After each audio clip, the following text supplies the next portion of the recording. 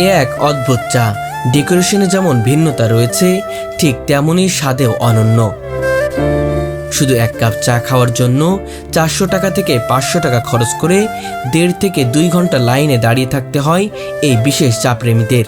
200 টাকা 300 টাকা গাড়ি ভাড়া দিয়ে 500 টাকা আপ ডাউন করে চা খাইতেছি। শুধু ওই 20টা 30টা চার জন্য 500 টাকা গাড়ি ভাড়া দিয়ে। এই চায়ের সবচেয়ে আকর্ষণীয় দিক হলো এর সাজসজ্জা। বিশাল বড় এক কোকের গ্লাসে পরিবেশন করা হয় চা, যার ভেতরে থাকে কলা পাতা। সেই পাতার উপরে সাজানো হয় আদা ও লেবুর খোসা, যা পুরো চাকে করে তোলে একেবারে অনন্য। শুধু এখানেই সীমাবদ্ধ নয়, গ্লাসের উপর একটি গোল কাটা লেবু রাখা হয়, যাতে মশলা মাখিয়ে গ্লাসের ঠিক উপরে রাখা হয়। চায়ের এই অনন্য সাজ ও সুবাসী মানুষকে বারবার টেনে আনে।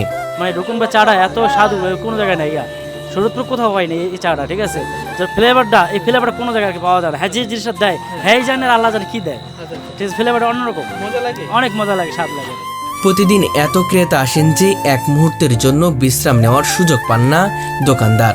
প্রতিদিন গড়ে তিনি বিক্রি করেন প্রায় 2000 কাপ চা। 2000 কাপ ইনশাল্লাহ আপনার দেওয়া।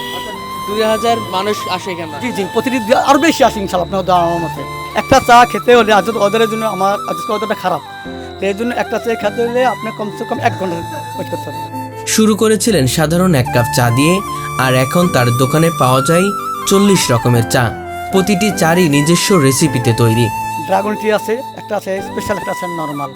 এবার ধনিয়া পাতার চা আছে, পিনিক্স চা আছে, তেঁতুলের চা আছে, বোম্বাই মরিচ চা আছে, ব্যাম্বো চা আছে, পোড়া কপি আছে, হট কপি আছে, কেক কপি আছে, তান্দুরি চা আছে, মালটা চা আছে, মালাই চা আছে, বড়ির চা আছে, এবং বড় বাপে বড় পোলা আছে, আর অনেক ধরনের চা আছে।